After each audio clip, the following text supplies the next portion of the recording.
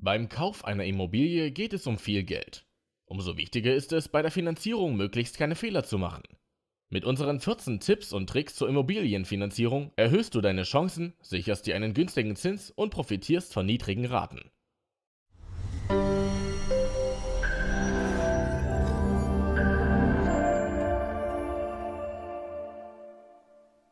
Hallo und herzlich willkommen bei Geldrat. Wenn dir das Video gefällt, dann lass uns doch gerne einen Like da. Damit hilfst du dem Kanal sehr.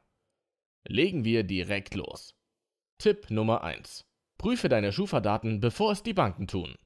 Banken wollen wissen, ob du in der Lage bist und auch die Disziplin hast, den Kredit für den Wohnung- oder Hauskauf zurückzuzahlen. Aus diesem Grund werten sie Daten von sogenannten Auskunfteien aus. Die größte Auskunftei in Deutschland ist die Schufa Holding AG aus Wiesbaden, die kreditrelevante Daten zu 66,3 Millionen Einwohnern Deutschlands führt. Ein guter Schufa-Score erhöht nicht nur die Chancen auf die Hypothek, sondern kann auch die Höhe des Zinssatzes für die Finanzierung positiv beeinflussen. Einmal jährlich kannst du deine persönlichen Daten mit der sogenannten Datenkopie nach Artikel 15 der Datenschutzgrundverordnung anfordern. Mache das auf jeden Fall, bevor du Angebote für eine Immobilienfinanzierung anfragst. Prüfe die Einträge genau, lasse falsche Daten korrigieren oder löschen. Sind berechtigte negative Einträge in deinen Schufa-Daten vorhanden, wie zum Beispiel überfällige, unbezahlte Raten oder Rechnungen, kontaktiere die Bank oder das Unternehmen und versuche eine Lösung zu finden. Auch wenn dein Schufa-Score nicht perfekt ist, heißt das nicht, dass du keine Immobilienfinanzierung bekommen kannst. Tu aber, was möglich ist, um möglichst gut dazustehen. Tipp Nummer 2. Beantrage keine Ratenkredite kurz vor der Immobilienfinanzierung. Wenn du eine Immobilienfinanzierung oder Baufinanzierung planst, vermeide den Neuabschluss eines Ratenkredites für mindestens 6 Monate davor. Banken sehen den Kredit und sein Abschlussdatum, können aber aufgrund der erst kurzen Laufzeit nicht einschätzen, ob du ihn zuverlässig zurückzahlst. Außerdem reduziert die Rate dein frei verfügbares Einkommen. Und damit kommen wir auch schon zu Tipp Nummer 3. Reduziere deine Ausgaben. Banken werden deine Kontoauszüge der letzten 3 bis 6 Monate sehen wollen, um anhand deines Einkommens und deiner Ausgaben festzustellen, wie viel frei verfügbares Einkommen zur Verfügung steht. Wenn du also nicht sowieso schon sehr sparsam lebst, versuche in den Monaten vor der Beantragung des Immobilienkredites unnötige Ausgaben zu vermeiden. Urlaub, Wochenendtrips, Restaurantbesuche. Das hilft auch beim Ansparen von Eigenkapital oder als Rücklage für unvorhergesehene Kosten. Tipp Nummer 4. Bewegliches Inventar separat ausweisen. Wenn du ein Haus oder eine Wohnung kaufst, lass bewegliches Inventar, wie eine Küche, separat im Kaufvertrag eintragen. So reduzierst du den Preis der Immobilie und damit die zu zahlende Grunderwerbsteuer. Achte aber darauf, dass die Preise realistisch sind, andernfalls wird das Finanzamt Nachweise verlangen. Bis zu 15% des Kaufpreises werden in der Regel vom Finanzamt akzeptiert. Tipp Nummer 5. Eigenkapital ansparen. Wie auch bei den meisten anderen Krediten gilt auch bei Immobiliendarlehen, je geringer das Ausfallrisiko für die Bank, desto günstiger die Zinsen. Zumindest die Kaufnebenkosten solltest du mit Eigenkapital abdecken können. Noch besser ist es, wenn du darüber hinaus noch 20 bis 30% des Kaufpreises mit eigenem Geld bezahlen kannst. Hier kommt es allerdings ganz stark auf deine persönliche Situation an. Unter Umständen macht es mehr Sinn, möglichst wenig Eigenkapital zu stellen. Zum Beispiel dann, wenn du dein Kapital so investiert hast, dass es mehr Rendite einbringt als die Zinsersparnis der Immobilienfinanzierung.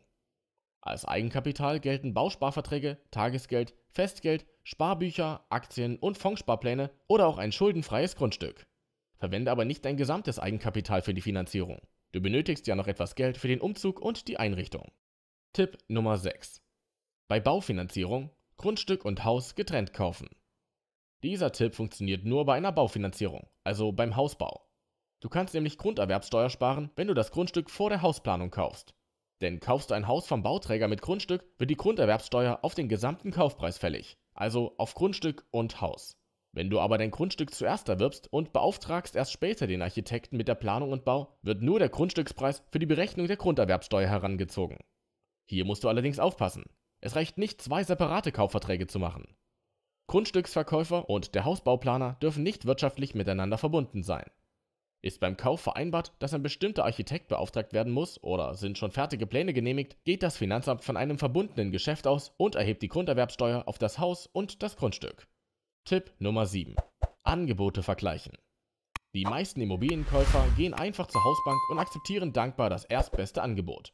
Gerade bei der Immobilienfinanzierung ist ein Vergleich von möglichst vielen verschiedenen Angeboten wichtig. Hier lassen sich leicht tausende Euro sparen.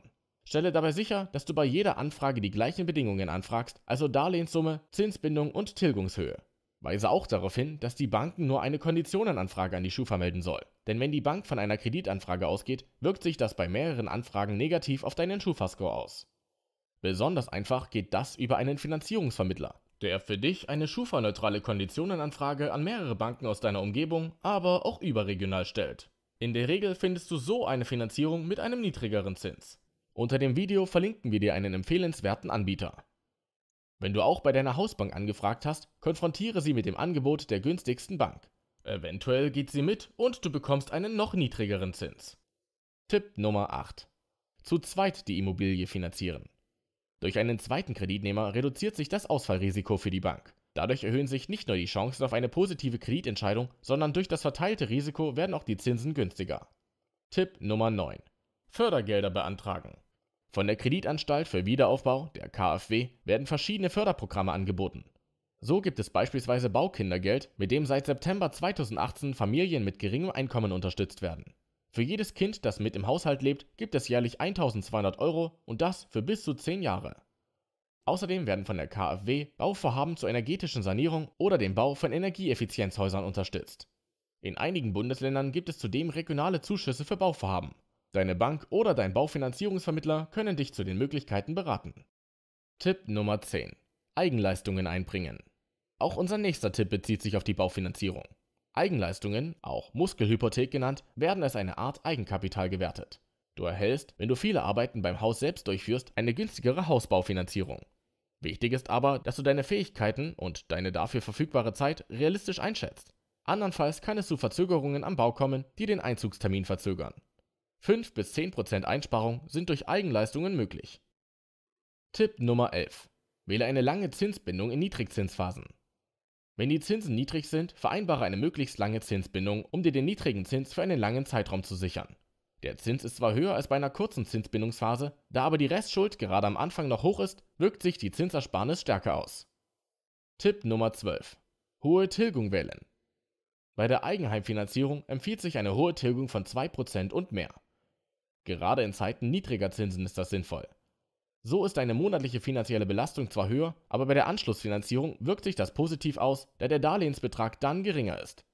So sicherst du dir dann einen günstigeren Kredit. Tipp Nummer 13. Erst die Finanzierung sichern, dann den Kaufvertrag unterschreiben. Bevor du den Kaufvertrag für deinen Immobilienkauf unterschreibst, sichere dir zuerst die Finanzierung. Den Notartermin zur Unterzeichnung des Kaufvertrages solltest du innerhalb von 2 Wochen nach der Unterschrift des Darlehensvertrags vereinbaren. Wenn der Kaufvertrag dann nicht zustande kommt, kannst du so ohne Probleme innerhalb der 2-wöchigen Widerrufsfrist vom Darlehensvertrag zurücktreten. Tipp Nummer 14. Vorwortdarlehen zur Anschlussfinanzierung. Nach Ablauf der Zinsbindung benötigst du eine Anschlussfinanzierung. Deine finanzierende Bank wird dir dann ein Angebot für eine Prolongation machen. In Niedrigzinsphasen, wie wir sie aktuell haben, solltest du nicht darauf warten, sondern dir ein Vorwortdarlehen sichern. Das kannst du bis zu 5 Jahre vor Ablauf der Zinsbindung abschließen und dir damit die Zinsen von heute sichern. Mit der Tilgung beginnst du dann erst nach Ablauf der Zinsbindung. Ein Vorwortdarlehen ist besonders interessant, wenn die Zinsen langsam wieder steigen. Beschäftige dich spätestens bis zu 3 Jahre vor Ende deiner Zinsbindung mit deiner Anschlussfinanzierung und hole Angebote ein.